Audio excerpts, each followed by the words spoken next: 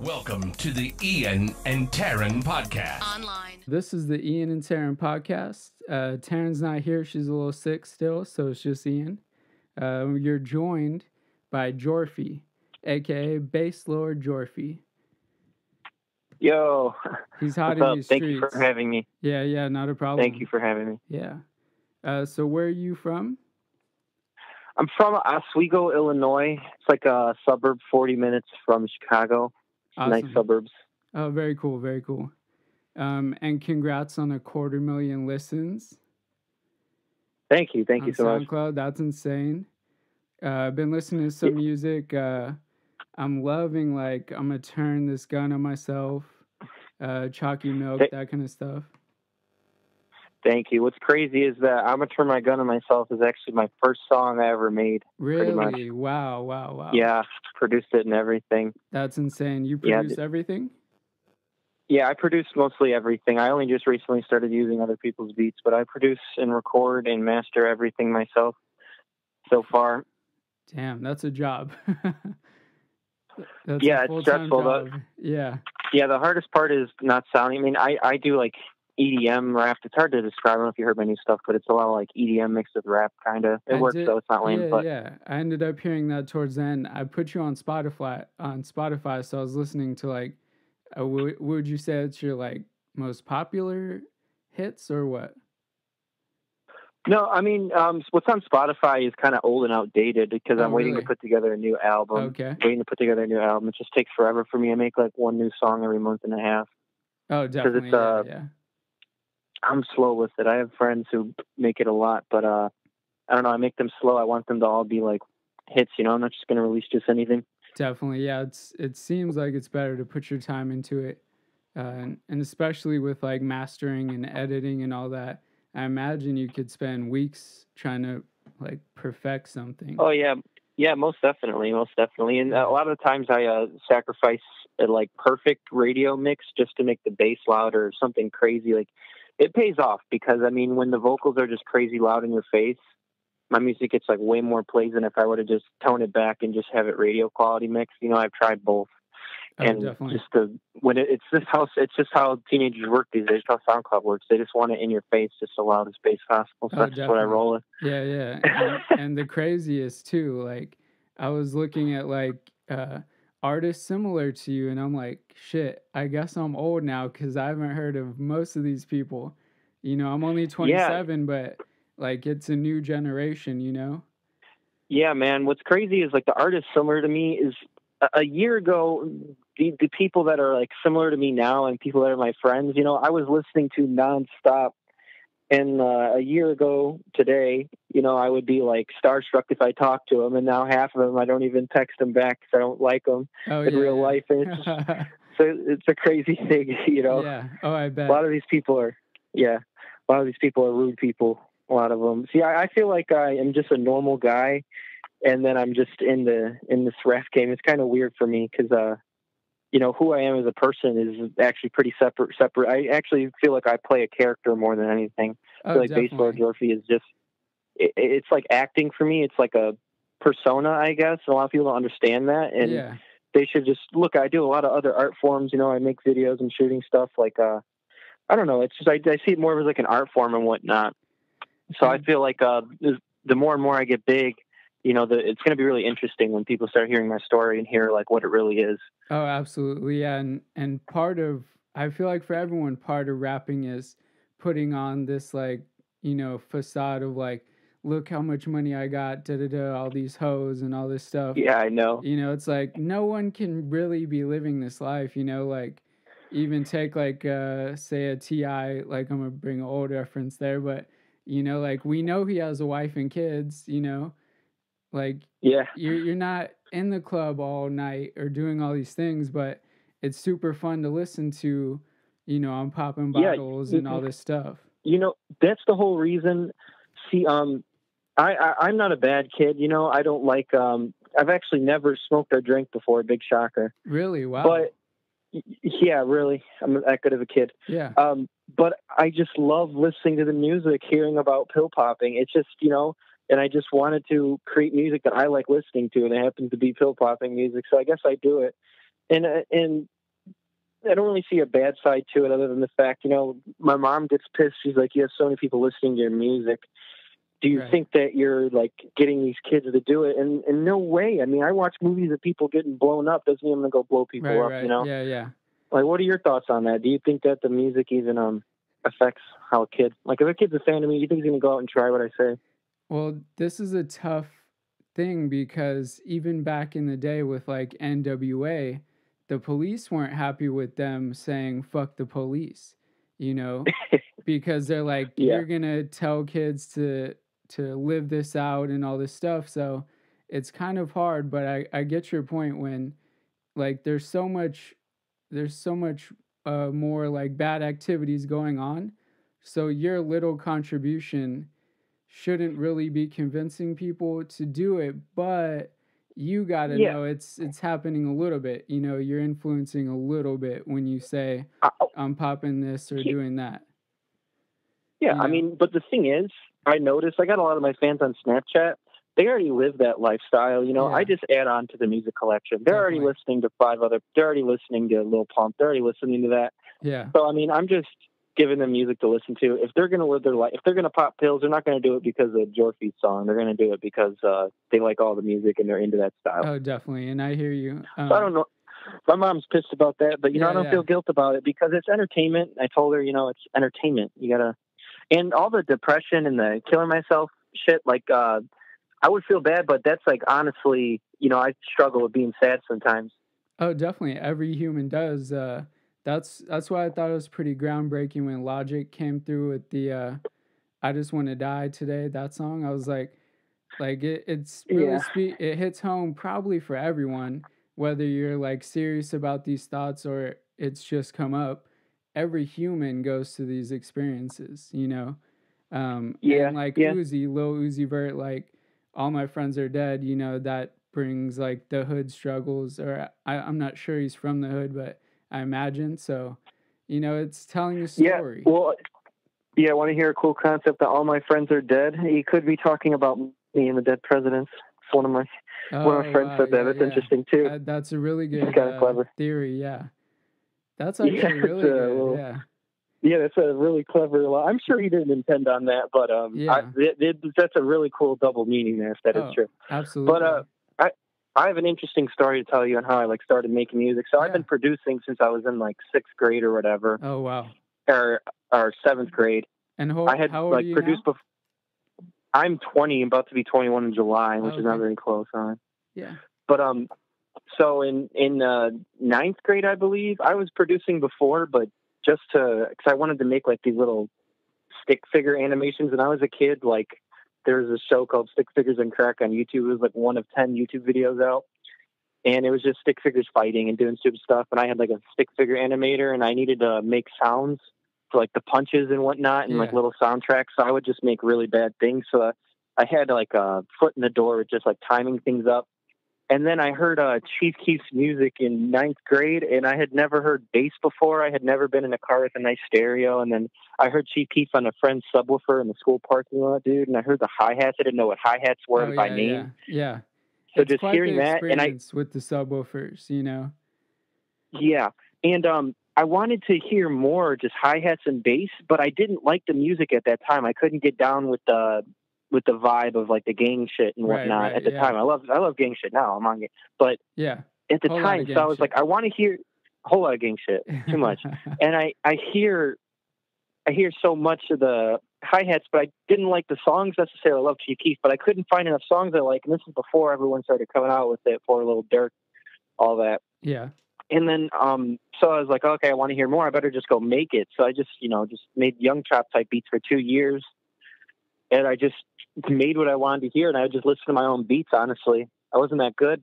But, and then I had a bunch of, everyone started knowing me because I was, posting them on my SoundCloud in 9th grade. And then everyone wants to be a rapper. So they'll hit me up to come over. My mom was nice at the time and she bought me a mic and, I had like a keyboard and stuff like that. So I would just like record for all the rappers in town. The problem was they sucked. And I was getting good at making beats and all these rappers sucked. Yeah. And I still have the Snapchat to this day. It was like 2 years ago. And I was like, I just recorded myself and I just made my own song, and I was like, LOL, this is me right here. But like I was so like unsure and unconfident. Right. I would try to make it a joke and I would just try to be funny. Yeah. But like low key deep down, I knew I was like, yo, like would I be fucking sus if I tried to rap, or like what? Like I'm better than the people that are coming over, the shitheads. Yeah. That's funny. That's And then similar to like a Little Dicky story where he started with trying to go like the comedy angle, but he was so good that it just transferred right over to like you are in the game, you know? That's funny. Definitely. Yeah.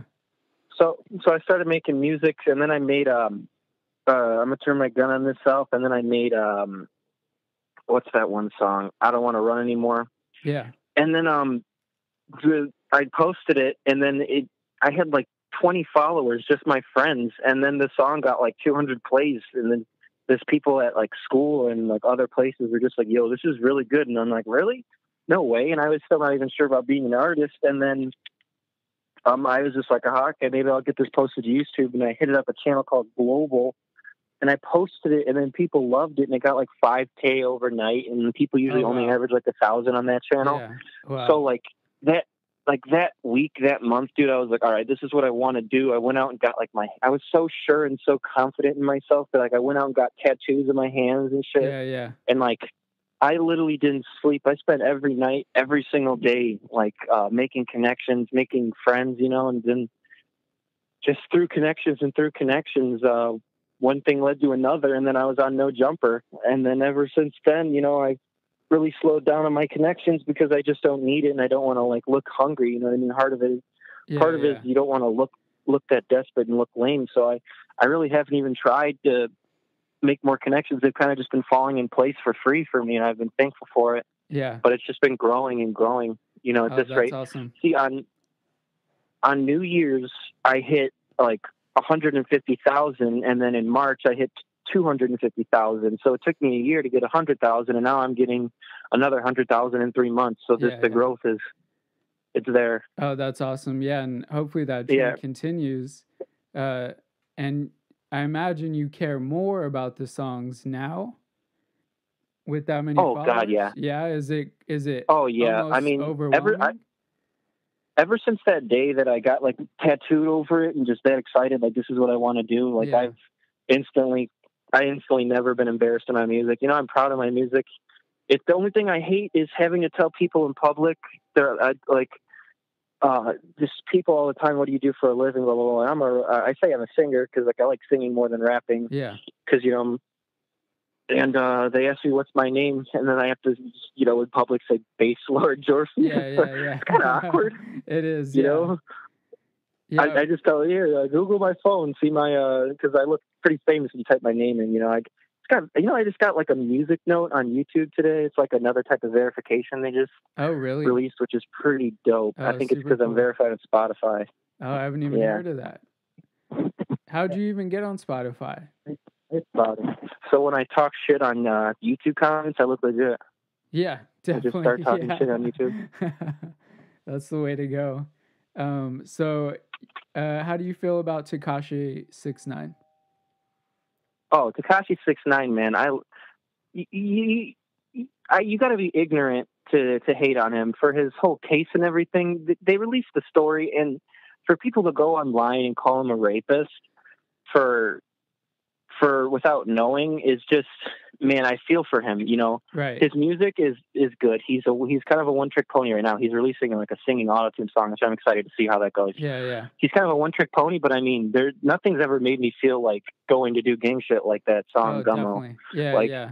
That song is just instantly violent. Like, to capture that feeling from a music video is just amazing, in my opinion. It's not easy to do. It really is insane. And but, actually, you know, go ahead. Sorry, his case, you know, it was bullshit. He just took a plea because he was taking Snapchat videos of a crazy party, and there's some naked shit going on in the background.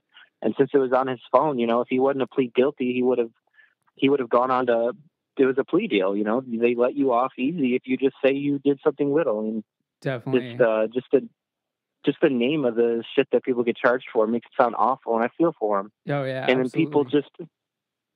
I feel like it's just Facebook's kind of a cancerous site. It's just a bunch of people who just will hate all the mainstream shit for the sake of hating something mainstream. But I don't know. I love them.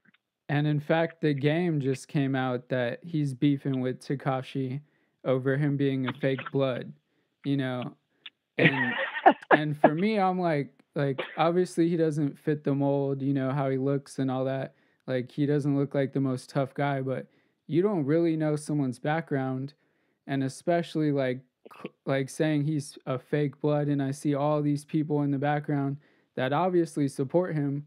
That's got to be a slippery slope when you're like an older dude, possibly on the way out of the game, you know? Doesn't seem like the right decision. It could. No, I hate rappers who hate on other rappers. I mean, yeah. I would hate on people for a personal reason, like I guess, but I mean, when you turn into a publicity stunt, I just think that's lame as can be. Definitely.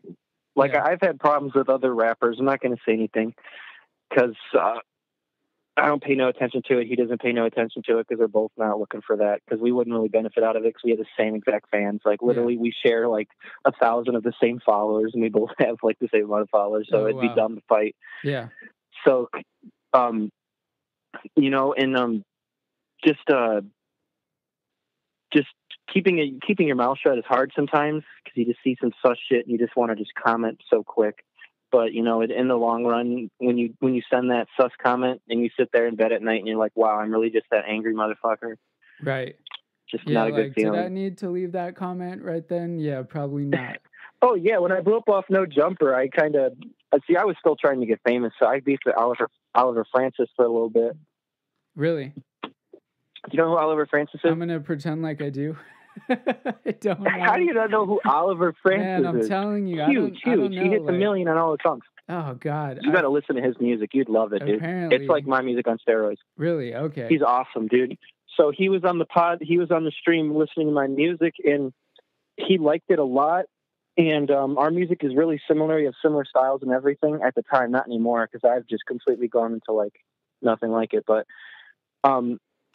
it looked like he was salty, but really he was like, he even said, he mouthed words, and he's like, because Adam 22 is like, he's like, Oliver, I know why this song's playing right now, because this is you. And then it looked like he was salty because he did like a whole hand like over his throat, like nah. But really, he said, I wish this was me. This is crazy, or something like that. And then like that was like my second day with Clout, so I was just blowing it up, trying to be like, oh, is Oliver dissing me, bro? I loved you, blah blah blah. And then he followed me, hit me up, messaged me, and he's like, no, take it down, blah blah blah. And I was like, oh, okay.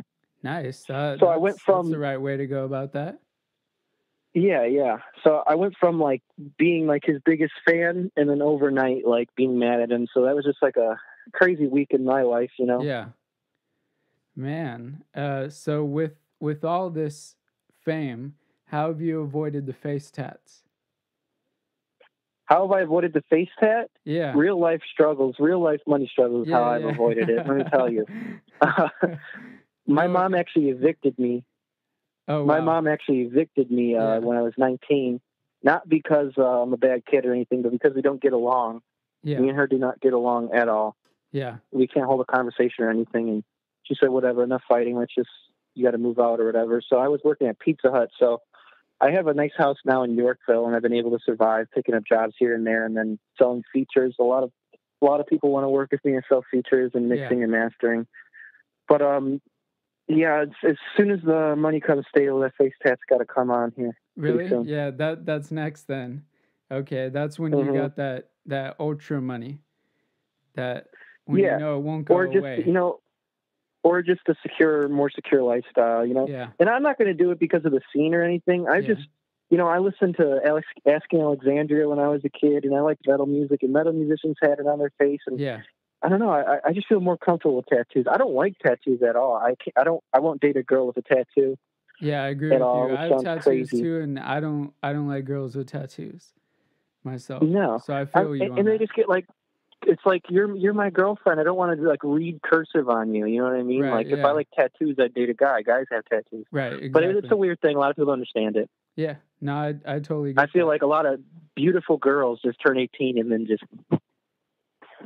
a very nice part of their body with writing. Like, I'm not trying to read you. Yeah. You Kinda look at definitely you. don't need that on your chest or your shoulder or whatever it is. Yeah, I totally agree with Yeah, you. but I just feel like the tattoos make me more confident, comfortable for some reason. I just like them a lot on me. I like them on me. Definitely. Yeah, And I agree.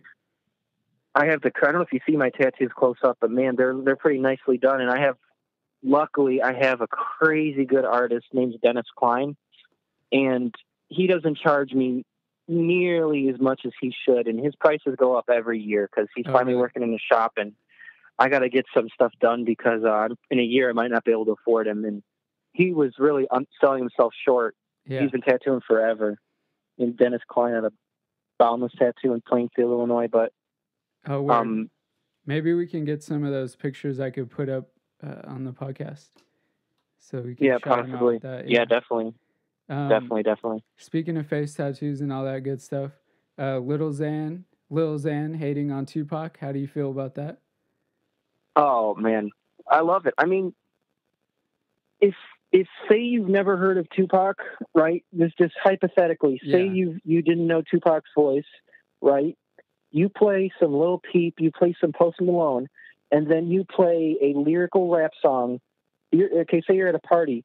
You play 3 songs. You play Rockstar, and then you play Beamer Boy, and then you play a lyrical Tupac song at the party. I mean, does the party turn sour? Right. Because they're like, yo, I don't want to listen to government corruption right now. And you got to think about credibility. The most important part of public speaking, which is basically rapping, is credibility. And you have to care about what the speaker is saying. You know, I get Tupac had a struggle, and he's revolutionary and thankful for what he did for music, but I personally don't care because I'm not that into it, and I don't even really have the knowledge on him. And if I'm at a party, man, and that shit's playing, I'm just not going to vibe like I would just all these other songs. I listen to music for entertainment purposes, not for knowledge or to learn. Right. And just talking about government corruption is driving me. I mean, I'm thankful for people who paved the way before me, but it's how history works. You ate corn, someone engineered corn. I just watched documentary on how corn was made. Are we thinking the farmer who designed corn just because we're eating it now? No. Yeah. Fuck them. Definitely. I don't care who made corn. Yeah. I love corn. I hear you. So it's a generational thing. Like, you're like, everyone's just like, cool, thanks, but like, we're past that, you know. But we appreciate the contribution. I feel that. Yeah, I appreciate his contribution, but when it comes down to it, dude, the lyrical rap about problems that I can't relate to in the first place, the fact that other people can't accept that I don't like it is just, it's out there, because everyone should be able to like what they like and don't like. And just because Lil Xan's a rapper and he benefits off rap people doesn't mean that he needs to personally like something. It's like a dumb ideology, and it's kind of dictator-like. Definitely, yeah. It's like you have to respect him, all this stuff. It's like, no, I don't. Like, this is rap. I don't have to. So I definitely feel that. So you play the guitar? No. Oh, okay. Not really. I mean, I know how to play the guitar. Okay. But you wouldn't I play the drums pretty well. Oh, okay. I play acoustic guitar just to practice my singing pretty much. Just play my own songs, play a little Coldplay. Oh, awesome. Play a little songs here and there, just singing to myself. And it looked like you were a car guy? Yeah, definitely. Looked like you were a car guy? Not anymore. I was in high school. Yeah. I have a good theory to say on this. You know, I don't know if you're with what little teenagers are doing now, like I'm talking like 16, 18, they're buying Hondas, they're buying all this, and then they're spending every last money from their paycheck at McDonald's to cut the exhaust off, make it lower, blah, blah, blah. Oh, yeah. And I had a Miata in high school. I mean, it was a convertible sports car, so I guess mine's more fair. But I was spending all my little paychecks just to make it lower, to camber it more, get the wheels inside out, and make fatter wheels and louder exhaust. And then, one day I just said, you know what, not only is this dangerous, but not worth any tickets. I didn't get any tickets. I drive safe. But why don't I just work on my career instead of spending every little dime? Let's get a career, and then I could just buy a stock Corvette and call it a day. Definitely. You know what I mean? Yeah. With some actual it's like, power. why am I putting money into a Mazda when I can just take this money, invest in my career, and then in maybe 5 or 6 years, just buy a stock Corvette and call it a day or something? Easy enough. Yeah, I hear that for sure. Most people don't feel that way, but yeah, no, I definitely hear you. How do you feel, speaking of a whole lot of gang shit, how do you feel about the Boonk Gang and the Supreme Patty, who, maybe their songs aren't the best, but they have so much fame because of their viral videos? You know, like, is that a route that you would want to go down? Oh God, yes. I mean, I just feel like I am so funny sometimes. You know, I feel like it would be more justified me because my music's like a little bit like more like. No, I'm not going to say more quality than theirs because they obviously probably paid a lot of money to go to a nice studio or whatever. Right, I've heard both their songs. Let them, you know, if they have that platform, they're going to be dumb. I'm surprised Adam22 hasn't started rapping. Like, if they have exposure, they can make so much money off of just selling their music. If they're not making music, I would say they're bad businessmen. Right. And I don't care if they're bad. You know, there's enough dumb people who love them enough to just learn to love their music. And I had a lot of bad songs, and I had a lot of stupid people who just loved it for some reason, and I'm thankful for them. And without that, they have to grow. It's their first year rapping. Nobody makes good music just first year. Definitely. They're going to learn. Yeah. They're going to learn. They're going to be good. Bunk's taking it to a whole nother level, like getting into serious, like weapons charges and all this stuff, like drugs and all this stuff. It's like, whoa, bro, probably chill out a little bit. But I guess that's what happens when literally overnight, it seemed like overnight, that you have just millions of followers. You know, that's almost too quick. Yeah, I don't get how these famous people fuck up with the law, really, but it's they're just really about it. It's in their DNA. It's how they're raised. You know, I could say it because I was raised to know better than not go get in trouble. Yeah. But I mean, maybe they weren't. Just having money, maybe having money just doesn't teach you to behave. Who knows? No, I don't have that type of money. I wouldn't know. Right? Yeah, definitely. I guess we'll find out. I'll check back in with you in a few years. Yeah. Once you get the face tats, I'll hit you up and see what's going on in your life. Definitely. I'd love to be back on whenever just to talk about other stuff. You know, if you're just running a podcast, I'm a big podcast fan. Yeah, big podcast fan in general. Yeah, you've been great on this. Doesn't have to be about my music or anything. Doesn't have to be about me. I just like podcasts. Oh, perfect. Yeah, maybe I'll have you, because I have like all kinds of people on. I just had a guy on about like CBD and fitness and stuff like that. So maybe I can just have you tag team in or call you on another one. We'll come up with a topic. We gotta get the video chat going and just watch YouTube videos and discuss them or something like that, controversial stuff. That would be awesome. I'm trying to figure out how I can get like my camera to see the like TV or computer kind of cleanly. You just gotta do a 3-way Skype call, and then you gotta set up your OBS studio to have half the screen covered up by YouTube. OBS is a nightmare, but you'll get it done. It's easy. Okay. Yeah, I'll definitely figure that out. All right, Jorffy. Appreciate you. I'll let you know when this comes out, and I'll get your info so we can send you a shirt. Awesome, dude. Thanks so much. Thanks, dude. I'll post a photo with the shirt, dude. Oh, Thanks awesome. so much. Thanks. With the link to the podcast. Oh, very cool. You too. See ya. All right, bro. Take it easy. Peace. All right. That's been BasedLordJorffy at BasedLordJorffy. I'll put it here. If I don't mess it up, I'll put it here. That was a very good podcast. I'm excited to have him back on. I'm excited to see his trajectory because it's only going up from here. Glad to see he's a reasonable person because, you know, with the music, some people seems a little bit out there, but he's perfect. I want to get into some boring news if this is what you were here for. There's a serial bomber in Austin, Texas, which apparently he or she was planting package bombs where if you pick them up, it'll explode on you. But now this guy or girl put a tripwire bomb and went through the tripwire, and 2 dudes got blown up and they're in the hospital. So just wanted to mention that if you're in Austin, be careful. I guess I don't have any good advice for you. Just be careful. And there's male birth control. Take 1 a day, just like for females, for males. So for all you peoples out there that might be interested in that, that's what I got for you as far as news goes. All right. This has been the Ian and Taryn podcast featuring just Ian, Jorffy, BasedLordJorffy. See you guys later. Peace. You've been listening to the Ian and Taryn podcast. See you next week. Goodbye.